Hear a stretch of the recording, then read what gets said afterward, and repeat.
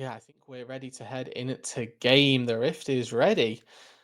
We get to see the first game then. Obviously, four groups all going on simultaneously. We get to focus in on GK's first bout onto a European tournament. Very excited to see. Nothing too crazy at the level one. I think we're going to have to hold our horses if we're expecting any action just yet, because like we've sort of mentioned, GK's got a composition that, whilst it's got the Elise, can be quite active in the early stages. It really becomes online at level 6. Yeah, you get a little power spike. I think that honestly Elise comes online when she hits level 3. When you can start unlocking those tower dives, the repel, very good because it drops the turret aggro. Even if the shot itself has been fired, if you repel, you do immune it. So it makes it very easy for Viking to make an impact through the early stages of the match. Now, I don't know that he's going to get pushed in any of the lanes in the sort of top half of the map to make that happen, but with a Jinx, you certainly can force priority down on the bot side. And starting on this top side here, Viking, he is on a ward, so this is known by 7 AM. But a 3-wave crash down on that bot side into a level 3 dive is some very textbook early game League of Legends play that you can make happen with an Elise. And hey, it's not like you're lacking for CC, as QuickTime using a little bit of it onto Decap in the bottom lane. The Renata, traditionally a very good pick into the Northwest, because you can kind of neutralize a lot of his engages, but also you can provide a lot of CC yourself. When you pair that with the Jinx and the Elise coming through, it's a really, really easy way to get yourself ahead. Yeah, in particular for this support matchup, keep your eye on Decap's handshakes, because you can stop QuickTimer's hook. He may well land the hook and you'll get like the half pullback, but it keeps him out of range for the follow-up auto attack, which is the really lethal part of the Nautilus combo, because you get essentially 2 portions of CC for the price of 1 between the passive and the Q. That's what you're looking for in the bot lane. And of course, that early push started here for GK, showing off the power that Jinx is going to have if you want to use those rockets and mainly just use range versus melee as an advantage for the support role. You do get to control how this lane plays out. If we look at where Noodle is, he's down on the spot side as well, and honestly a little bit faster to the spot side if they wanted to punish. Yeah, and you see Sahira with the priority can rotate out of mid lane as well, which does make diving bot lane a little bit more difficult. Viking has chosen to do a fairly extended path here on the Elise, hasn't skipped any camps just yet, but looking at the minimap, he doesn't seem too concerned with taking blue buff at the moment. And you can already see, yeah, the invade is spotted out though. It's only just, it's a ward for ward trade. Viking's ward was spotted and now Noodle spotted on this ward as well. Whether the Elise can make it down in time, the answer is yes. Oh, there's a level differential between the two junglers. Who was going to opt in there with the Spectral Maw. It's going to fizzle out into nothing. Yeah, a little bit of scuffling there, but nothing too surprising. Both of the junglers back away. Heading for this crab, though, Viking finds the first one. He's not likely to find the second one, I'd like to think. Rise can push a wave on an ocean, and he's got top lane priority through the roof. I want to touch on this top lane quickly, because you'll see that whilst we've seen the Nara into Malphite matchup a couple of times now, Malphite with a bit of a resurgence, Malphite picked to neutralize the Nara as we get later into the game. The laning phase itself still to be a little bit difficult, but you can see that Sartorius has actually built into a very laning focused style between the Doran's Ring and the Arcane Comet, likely running Scorch as well. Actually going to be able to punish Zergoth on that top side quite substantially with just the hope that comes from the side mid shot. Oh, he's not enjoying the lane phase too much for the time being. Noodle up there thinking about maybe a dive, but opts against it. And we have seen both these junglers actually get into lanes, or at least get into the vicinity of them fairly early on, but they've just been warded out and they've not been able to make anything happen. And as we get later into this game then, obviously we're putting the burden of execution. Oh, good hook. Very nice. Into a pretty half-decent route as well. The handshake's going to pull back. Rin running away. He's not going to get bailed out. First blood for QuickTimer. And Decap may get decapitated by the feathers fly from Mindrago. Beautiful engage from QuickTimer in the bot side. Spots Rin in an overextended position outside of his minion wave. Pulls him straight in. Decap had a great handshake to try and stop the engage, but it was too little, too late. Mindrago flash cleanse to get rid of the stun from the handshake. The root up follow-up CC was gorgeous as well. And this is the power of that Nautilus. The all-in support through the laning phase is able to find these engagements and find these kills, starting the snowball for 7 AM. And hey, when you're pairing that up with the Zyra as well, a champion that's going to provide our own CC, I can see 7 AM making a couple more trips down to this bottom lane because it's so easy for you to get your opponents in bad positions and in positions that you can punish. With no summoner spells on Rin, that only becomes easier for 7 AM. Quicktimer still has his flash, so it's even easier to make these engagements happen. Just a flash auto attack would be enough to catch out the AD carry for GK. But it is those from the Arabian League starting up this Drake, and 7 AM they've got a... Oh, Quicktimer actually turning around, flashing away on top of the Jinx. And Rin has no hope. Noodle will get the kill, but here comes Giyu, the Yone, opening up, but Viking is going to be getting the kill onto Mindrago. We've got an excited Jinx here. We've got a very excited Jinx. A double kill. That one's for Noodle, stealing away the corpse and making more.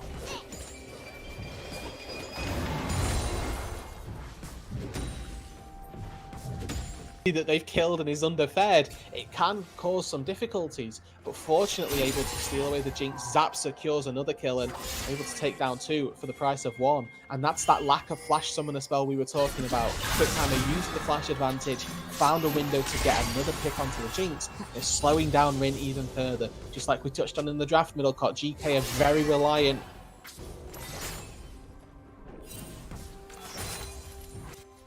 late game. And the thing for me, right, is the Viking, you want to be doing early game stuff on this at least. Fundamentally, hasn't been able to have as much of an impact as Noodle. I think for GK, though, you're still looking at these ults, right? We're still to hit level 6 in the bottom lane. And if you land all of your bottoms on one person, the gold lead that 7 AM have accrued for themselves at this point, not really that important. Apparently they can't hear me on stream middle pot, so you're going to have to freebird this for a little bit. Oh, that is an issue. Well, I'm not sure how long they haven't been able to hear you, Rudy. That's a great shame that your voice hasn't been transmitted through the airwaves, but I'm sure we're going to be fixing that soon. As it stands, though, 7 AM have kind of not dominated this early game, but they've definitely given as good as they've got. GK here, still with a composition that scales quite well. 7 AM definitely have strong scaling on their side, and they're currently setting up around this bottom lane, trying to make Rin's life even worse. Still barely relevant in terms of CS on this Jinx in the bottom lane, but you can see here recognizes that the situation that he's in is so difficult to recover from. Apparently I'm back. We will hope. I have no idea what's going on, but the nature, obviously, of this game thus far has been punish bot lane, and this is merely an extension of that, I guess. Would you say that your internet connection is bot lane in this scenario then, Ruby? You know, I did get Virgin Media dip yesterday, so it's we are fixed now. And I think that the issue here is a one of production and not the one of internet. Oh, that is an issue. I think I'm hearing you double there. But regardless, we're going to get back to this game. You see the gold lead accrued pretty significantly for Mindrago. No real surprise there that the Zyra is getting a lot of resources. And hey, once she gets towards that Gale Force, that's going to be massive in terms of enabling her a lot more as an AD carry. And there's an option, I will say, actually no I won't say. It's impossible to go Crack and Slay this game as much as you want to versus the front line of a Malphite. You've simply got to build Gale Force because you're against a Malphite. You can't rely on having flash up every time that the Malphite ults you. You're going to have to try and use those the 2 sets of mobility that you'll get from Gale Force and flash to try and get away, because it's not just the flash on one side, right? It's also or the Malphite ult on one side. There's Yone ult, there's cocoons as well. There are a lot of things that you need to try and get away from, and you can see him in Drago obviously taking the cleanse so he can use that for the hostile takeover, but you can't cleanse knockups. You won't be able to cleanse out of the Yone's ultimate either. It's definitely going to be very difficult for Desire to play out, and that's why you can expect at the very least very safe itemization and very safe build path with the cleanse to begin with. Yeah, and talking about itemization, you see Giyu there picking up that Vampiric Scepter and able to trade actually quite aggressively with Sahira to secure priority of this mid lane. And that's going to be really important at this stage in the game when we're starting to see, oh, we've got another dragon coming up. Oh, we've got Herald going to be an objective very soon. Being able to get out of mid lane first is a great tool to find success. Giyu might be leaving mid lane in a body bag. Okay, he's able to bolt away. Berserk is going to go down onto Sahira, and the Rise falls into a grave. That is a kill back for GK right before the Drake. Oh no, they've gone too far forward, and Decap is going to be taken down once more. Noodle finally dropping there. A shutdown for Giyu. Crane perfect for the 7 AM squad in terms of picking up the kill on the Renata, but overall it's definitely GK coming out on top. Sahira unfortunately getting clipped by the hostile takeover means he gets rooted, in a perfect capitalization from Viking. Layers the CC with the cocoon, they're able to take down that Rise who has absolutely no resistances and falls under the weight of Giyu and Viking. And Decap, of course, stepping a little too far forward, gets a bit too boisterous and goes down, but it's again traded back, and it's a beautiful exchange that goes the way of GK. Yeah, and I think the thing that I'm starting to notice here, Rue, is despite the big lead the 7 AM have got for themselves, they've not really snowballed it, specifically in the last sort of 5 minutes or so. No, the way I'd like to see them go about this is just continue to punish this bot lane. It may seem a little bit one-dimensional, but fortunately for them, they've got a very safe top side where Satoris is going to be constantly punished by this nerf. I believe I may have just lost you there, Rue. Unfortunately, we'll get this sorted out. Promise you, we will solve internet issues.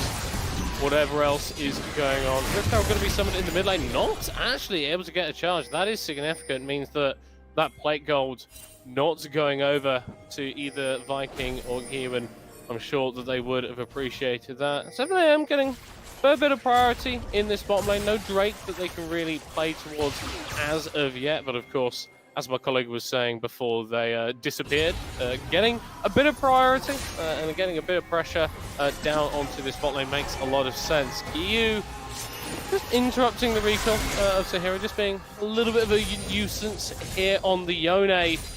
But he's actually in a fairly decent spot for himself now. Has picked up a couple of kills, is getting very close to that Immortal Shield bow. Might be close to death though. That Rune Prison not quite lasting long enough for Noodle to make his way in. GK mid laner still in a decent spot so far. Not sure when my colleague shall be returning. But that's absolutely fine. Might not be fine for GK. Ooh, okay.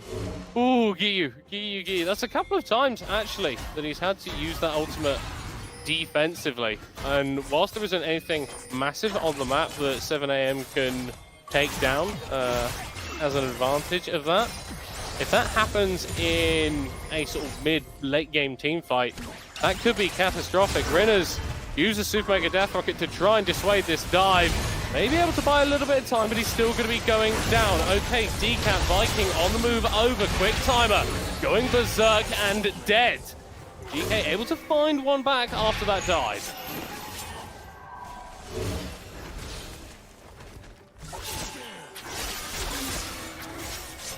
But as it stands though, still the team, at least in terms of the scoreboard, that are falling down. Haven't been able to make it work. They are going to be going for another dive here though. Giyu getting taken extremely low. And if it weren't for that handshake from Decap, very strong chance that the mid laner from GK would be going down. As I believe we are going to be subbing in an alternative caster. Unfortunately, Rududu has been having a couple of internet issues. Hopefully when those fix, we'll be able to have him on. But I believe I'm going to be joined by Veteran in just a moment. I'm interested to see what his thoughts on this game have been so far, because 7am, like we said, they've had a couple of good fights. They are looking very, very strong. Particularly Noodle is in a massive point of power. But it's all down to these team fights, and that's where Geekay have got a couple more resources. Mindrago burning one resource in terms of that Gale Force to get away. Still has the flash, still has the cleanse. I bet QuickTimer wishes he had either of those right now, as Rin is going to be able to take him down, get excited for the first kill of the play. Double knockup from Sartorius. Okay, Zergoff dropping down, and Geekay, they can make a move towards the Rift Herald if they so please. And hey, post 14 minutes, these towers very, very vulnerable to destruction as well.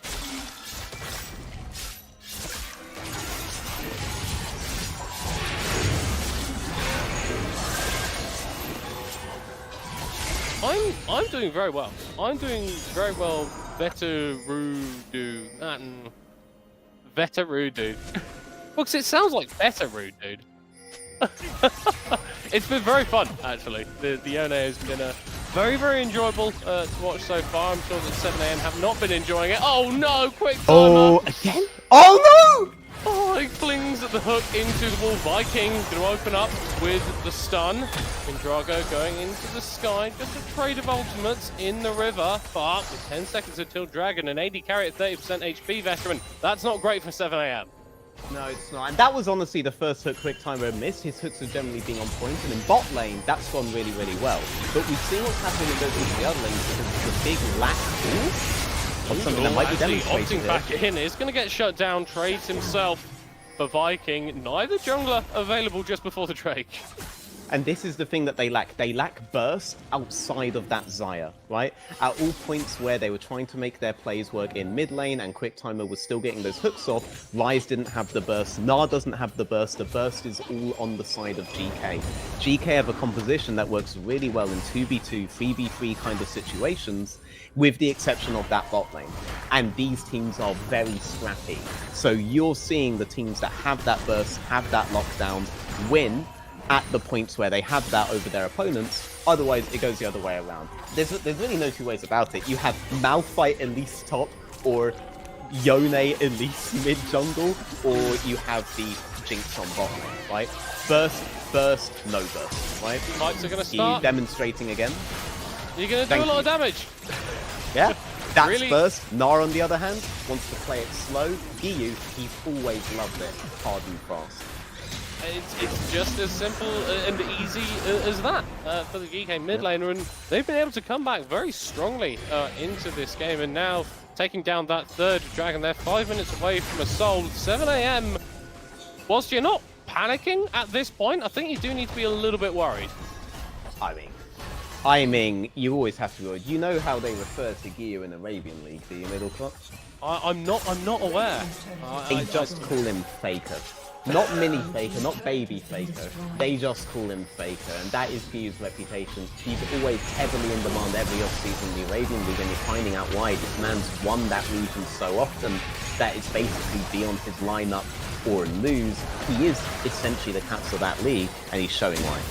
Yeah, well, doesn't even need to be in the fight. As it stands, for his team to get the win. I mean, he's Faker. Why does he need to be there? He just keeps pressing F keys. He's just just micromanaging. Facts. That was entirely him, actually. Like, he went and took Sartorius' keyboard and pressed stop. That's probably actually you could execute that by doing that to us. I mean, Malphite, not the most complicated champion. I think that Yone requires a couple more inputs, so maybe you want to like split your focus there a little bit more. I'm intrigued to see though what happens in terms of these mid lane towers, because they haven't really been touched. They haven't really been sieged too heavily. We're not going to have another Rift Herald in this game, apart from that one that Noodles got here. So unless this is dropped down and 7am take the mid lane tower, then it's going to be pretty difficult for them to siege. Yeah, I mean, the big issue is that for 7am, mid was a conduit to keep playing towards bot side, right? But GK could win out on those mid contests, and 7am, being the way that they are, just absolutely had to take that fight no matter what. The Herald from earlier, it didn't fully go off, But what you're lacking is range on the side of GK. They can win those fights, but they can't peel off of that and siege the tower unless they killed everybody without that Jinx. And that Jinx is what has been put behind, and that's delayed GK's ability to accelerate the game in their favor. 7 AM, they have a comp that's actually very difficult to dive. You will be in an extended situation there, and the tower will make up for some lack of burst. The Xayah is the one we're watching. If they take up the Xayah, they have options on the 7 AM tower. If they don't, oh, they're going for it.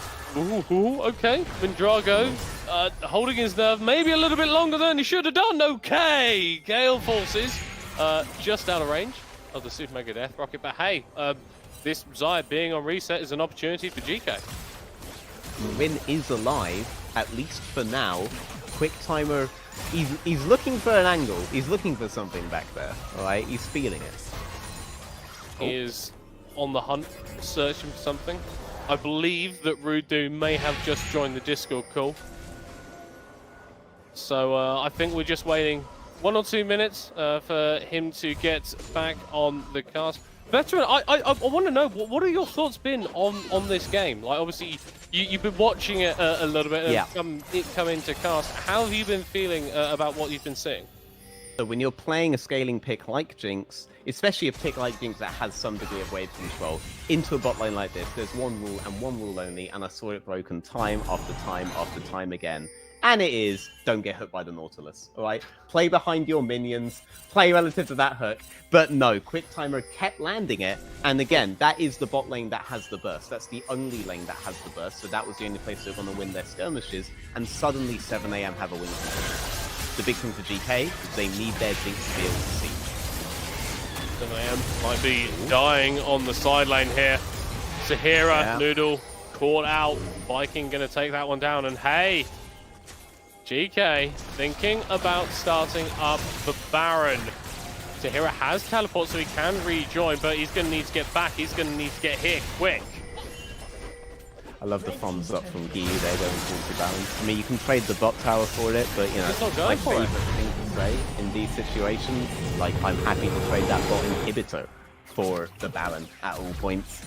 And yeah, they're going to be very happy with that. This should be a mid tower, so long as Quick Timer doesn't land another insane hook on towards Win or Decap. Those are the guys you need up for the sieges.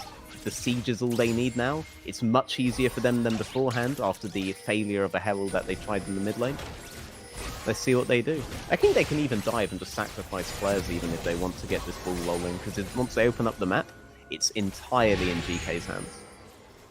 Yeah, well, and they've got the advantage of if they can take this Drake that's spawning in about a second or so, then they're going to have Mountain Soul. They take that mid lane tower, they rotate through into the river. Tahira on a flank. That's maybe a little bit risky there. The Rise barely tanking, but not the thickest. You actually going over the wall to try and block out the Gnar. The team are going to be taking away that Drake. That's going in favor of 7 AM. They're opting in for the fight in the pit as well. Sartorius with the flash!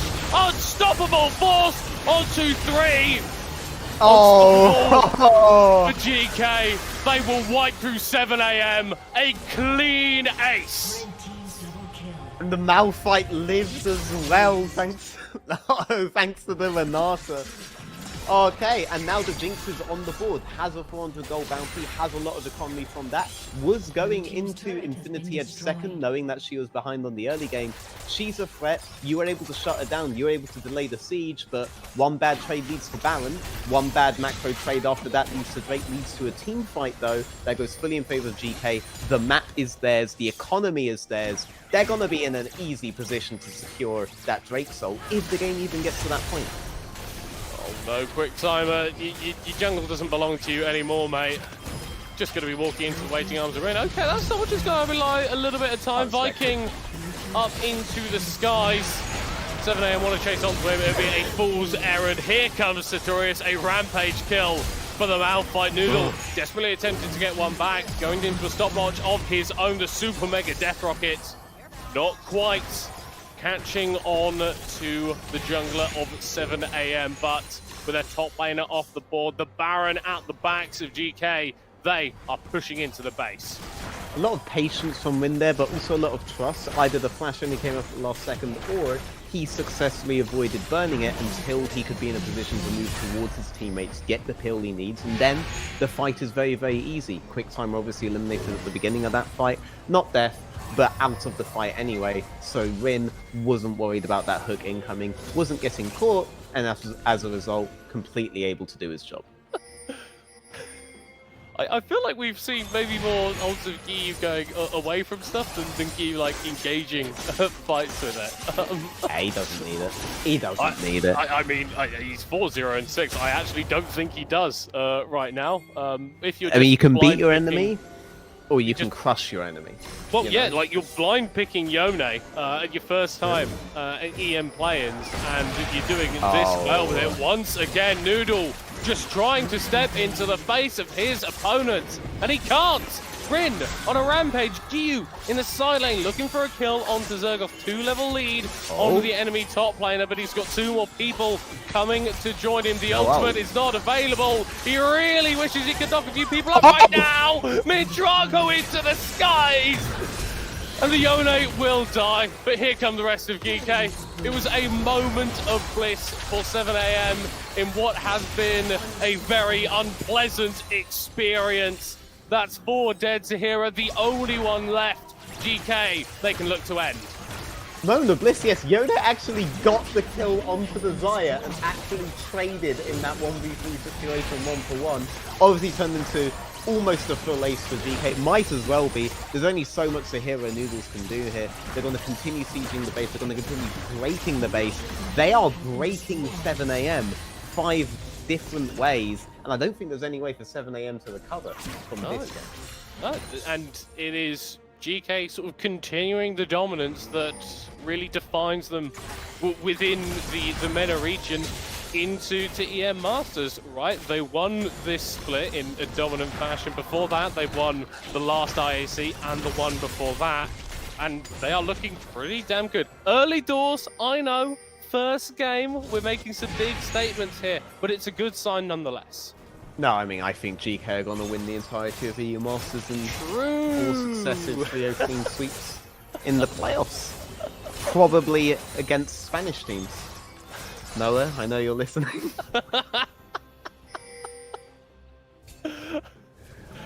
Alright, 7 AM, they're not out of this game yet.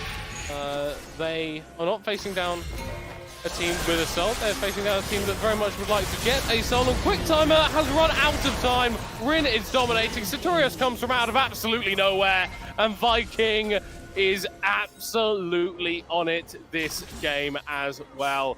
This has been an excellent performance from all of GK as they are now running up the mid lane with those super minions, the enemy bot lane off the board. A team with no soul, very accurate here. GK have absolutely no mercy, almost no humanity against 7 AM. They're taking them out like one would take out an insect with their boots. It's over, 22-8, 27 minutes in, and bear in mind, GK was behind in the early game, and they still managed to make it look easy. 7 AM with one last desperate hope at defense. But it doesn't mean anything. It is absolutely futile. GK, what a way to end the first game of your EM players.